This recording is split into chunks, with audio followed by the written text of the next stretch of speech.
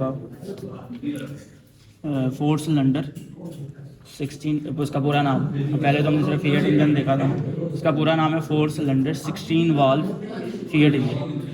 ठीक है, 16 वाल्व क्यों? क्योंकि आमतौर पे एक सिलेंडर के अंदर 2 वाल्व होते हैं हमारे, एक इनटेक वाल्व और एक एग्जॉस्ट वाल्व। इस पर सिलेंडर 4 वाल्व हैं। ठीक है, 2 इनटेक वाल्व और 2 एग्जॉस्ट वाल्व। ठीक है, वजह उनकी क्या है कि आपका इनटेक जो है वो ज़्यादा आ सके, और इसी तरह से जितना हमारा इनटेक आया है वो एग्जॉस्ट करवाने के लिए उसको हमें 2 एग्जॉस्ट वाल्व भी रिक्वायर्ड हैं। अगर वो हम एक बना देंगे तो एक तो हमारा डिज़ाइन डिस्टर्ब हो जाएगा, दूसरा हमारा उतना एग्जॉस्ट वाल्व निकलेगा ही नहीं जितना अंदर पड़ा हुआ था। ठीक है, तो वो फिर नेक्स्ट साइकिल जो है वो डिस्टर्ब हो जाता है। ठीक है, तो इनटेक को बढ़ाने के लिए उसने क्या कर दिया, 2 इनटेक वाल्व लगा दिए पर सिलेंडर, तो इसमें 16 वाल्व टोटल्स हैं। ठीक है, ये आपका कनेक्टिंग रॉड हो गई, ये आपकी क्रैंक शाफ्ट हो गई, ये आपकी कैम शाफ्ट हो गई। ठीक है, ये टाइमिंग गियर्स हो गए, ये टाइमिंग चेंज हो गई। ठीक है, पिस्टन के ऊपर 3 तरह की रिंग्स हैं, वो हम पढ़ चुके हैं। ये 3 रिंग्स है, first compression ring, second compression ring और तीसरी आपकी कॉइल रिंग या वाइपर रिंग।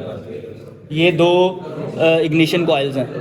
ठीक है, और 4 स्पार्क प्लग्स हैं आपके, जिनको पावर मिल रही है इग्निशन कॉइल से।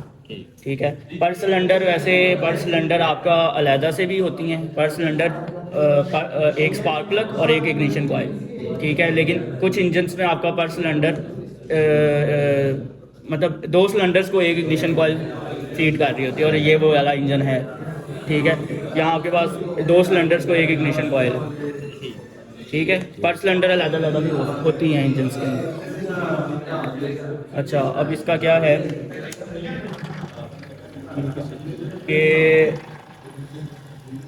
आपका, अच्छा ये है इलेक्ट्रॉनिक फ्यूल इंजेक्शन। अब इसमें आपको कार्बोरेटर नहीं है आपके पास। ठीक है पेट्रोल इंजन लेकिन कार्बोरेटर नहीं होगा, और इसमें इंजेक्टर्स हैं आपके पास, ये इंजेक्टर्स हैं। ठीक है, अब हो क्या रहा है कि आपके पास ये ब्लैक वाला जो है ये एयर एंटर हो रही है, एयर इस एंटर के अंदर। अच्छा, ये हमने पढ़ा था कि वो पाथ सिस्टम, ये ब्लू कलर शो कर रहा है ठंडे को, कूल। ठीक है, वो पाथ सिस्टम जिसके थ्रू आपके पास एयर एंटर हो रही है सिलेंडर के अंदर, वो हमारा कहलाता है इनटेक मैनीफोल्ड। तो इस मैनीफोल्ड से आपके पास आ रही होती है एयर। ये आपका थ्रॉटल वाल्व लगा हुआ है यहाँ पर, ये। ठीक है, ये थ्रॉटल वाल्व है जिसको हम एक्सेलेरेट कर रहे होते हैं अपने पैडल से या मोटरसाइकिलों में अपने एक्सेलेटर। ठीक है, ये थ्रॉटल वाल्व है। ठीक है, यहाँ से एयर एंटर हुई इस बात से होती हुई, और इस बात के चैम्बर पे हमारे पास ये इंजेक्टर्स आ गए। इंजेक्टर से क्या होगा, हमारे पास पेट्रोल इंजेक्ट होगा, फ्यूल इंजेक्ट। ठीक है, और यहीं पे मिक्सिंग हो जाती है आपकी, क्योंकि हमारे पास पेट्रोल इंजन में ये रिक्वायर्ड होता है कि हमारा सिलेंडर के अंदर एयर और फ्यूल का मिक्सचर जा रहा होता है। तो यहीं पे इसी चैम्बर के अंदर हमारा एयर और फ्यूल मिक्स होगा, और सिलेंडर के अंदर क्या एंटर हो रहा होगा, मिक्सचर एंटर हो रहा होगा। ठीक है, उसके बाद हमने वही चारों स्ट्रोक्स पढ़ी हुई हैं कि आपकी पिस्टन की मूवमेंट TDC से, अब ये देखो वाल्व जो है वो ओपन हो गए। जब इनटेक वाल्व ओपन होगा तो आपके वाल्व ओपन हो जाएंगे, आपका मिक्सचर एंटर हुआ, उसके बाद वो क्लोज हो जाएंगे। फिर ये कंप्रेशन स्ट्रोक, फिर पावर स्ट्रोक मिलती है, और एट द एंड में एग्जॉस्ट स्ट्रोक। ठीक है, ठीक है, ये हो गया इलेक्ट्रॉनिक फ्यूल इंजेक्शन कि आपके पास इंजेक्टर्स लगे हुए हैं और वो इलेक्ट्रॉनिकली सारा कुछ कंट्रोल हो रहा होता है। एक हमने पढ़ा था चार्जिंग सिस्टम्स का कि सुपर चार्जर और टर्बो चार्जर्स। तो ये है हमारे पास, ये थोड़ा सा उधर करो।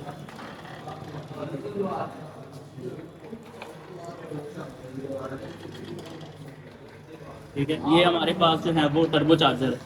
ठीक है, क्या होता था हमारे आम जो इंजन हैं गाड़ियों में भी और हमारी बाइक्स में भी, उसमें क्या होता है हमारा एग्जॉस्ट जो है वो एटमॉस्फेयर के अंदर रिलीज हो रहा होता है, वेस्ट हो रहा होता है सारा का सारा।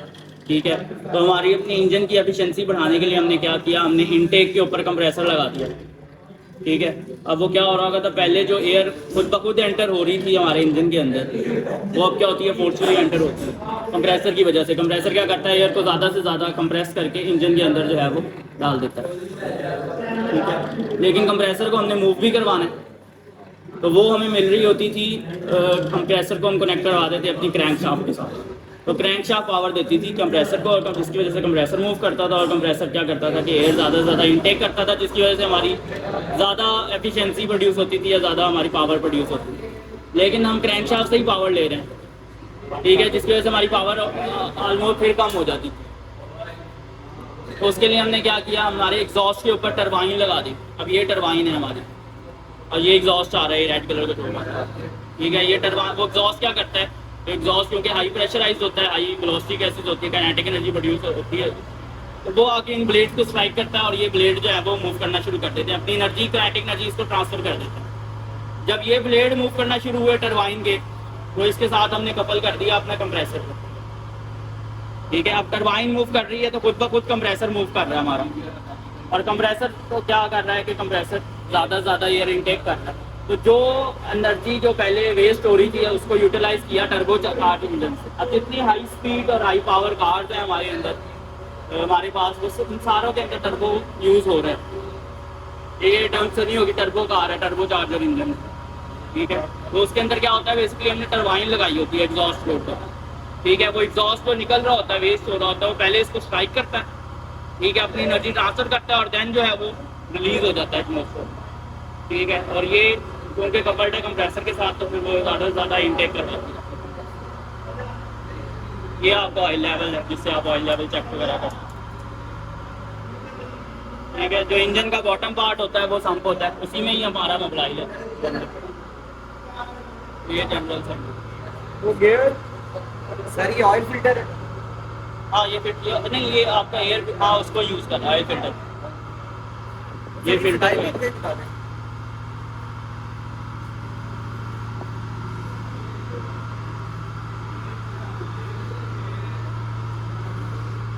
इसका हमने पढ़ा था, ये तो क्लच है ना, ये तो क्लच है। इसके साथ ही बेसिकली हमारे पास फ्लाई व्हील भी होता है। इसी को अगर हम अज्यूम करेंगे यही हमारा फ्लाई व्हील है, तो फ्लाई व्हील का क्या काम था कि जब हमें पावर स्ट्रोक मिलती है, ठीक है, तो हमें इतनी पावर मिल रही होती है कि हम उस सारे को यूटिलाइज नहीं करते, तो कुछ पावर जो है वो फ्लाई व्हील भी अपने अंदर स्टोर कर लेता है। कुछ तो हमें मोबिलिटी के लिए यूज़ कर लेते हैं, कुछ पावर जो है वो फ्लाई व्हील स्टोर कर लेता है। और जो वो स्टोर करता है वो यूज़ कब करता है, चौथी स्ट्रोक में। चौथी स्ट्रोक में जब हम वापस गैस को एग्जॉस्ट करवा रहे होते हैं, तो पिस्टन खुद ब खुद ऊपर क्यों जाएगा, ऊपर प्रेशराइज गैसेज है, वो प्रेशर लगा रही है नीचे की तरफ। ठीक है, तो और पिस्टन ऊपर की तरफ मूव कर रहा है, क्यों, क्योंकि ये फ्लाई व्हील अपने अंदर एनर्जी स्टोर करके बैठा है, ये उसको यूटिलाइज कर रहा है। और फिर जब दूसरी स्ट्रोक स्टार्ट होती है इनटेक, तो वापस पिस्टन मूव क्यों करता है, क्योंकि उसके अंदर एनर्जी हो रही होती है, यूटिलाइज कर रहा होता है फ्लाई व्हील का। तो फ्लाई व्हील की वजह से हमारे जो साइकिल है वो कंटिन्यूस रहता है। अगर फ्लाई व्हील ना हो तो तीसरी स्ट्रोक के बाद रुक जाएगा काम, चौथी स्ट्रोक ही नहीं होगी।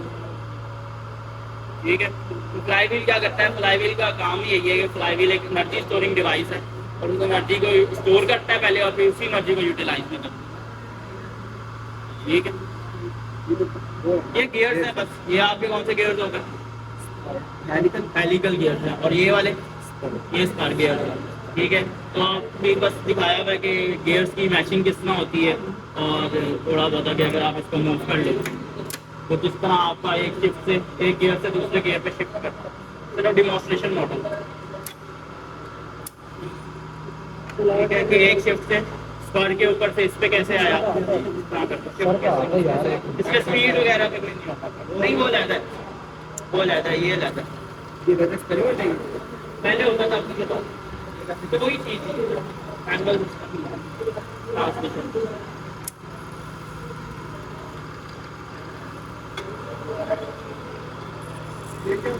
Yes.